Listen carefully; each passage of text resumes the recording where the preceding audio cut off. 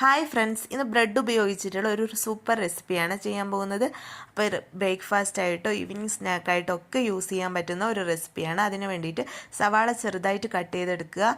പിന്നെ അതിൻ്റെ കൂട്ടത്തിൽ തന്നെ പച്ചമുളക് ചെറുതായിട്ട് കട്ട് ചെയ്ത് അതും ചേർത്ത് കൊടുക്കുക. പിന്നെ വെളുത്തുള്ളി ഒന്ന് ക്രഷ് ചെയ്തെടുത്തിട്ടുണ്ട്. പിന്നെ കറിവേപ്പില, മല്ലിയില രണ്ടും ചെറുതായിട്ട് കട്ട് ചെയ്തിട്ട് അതും ചേർത്ത് കൊടുക്കുക. പിന്നെ മുളക് പൊടി, അതേപോലെ തന്നെ ചിക്കൻ മസാലയാണ് എടുത്തിട്ടുള്ളത്. ചിക്കൻ മസാലയും കുറച്ച് ചേർത്ത് കൊടുക്കുക ആ ഒരു ടേസ്റ്റിന് വേണ്ടിയിട്ട്. പിന്നെ നമ്മൾ ചേർത്ത് കൊടുത്തിട്ടുള്ളത് കടലമാവ്, അതേപോലെ തന്നെ മൈദയാണ്. പിന്നെ ഉപ്പും ചേർത്ത് കൊടുത്തിട്ട് ഒന്ന് നന്നായിട്ട് മിക്സ് ചെയ്തെടുക്കുക വെള്ളം ഒഴിച്ചിട്ട്.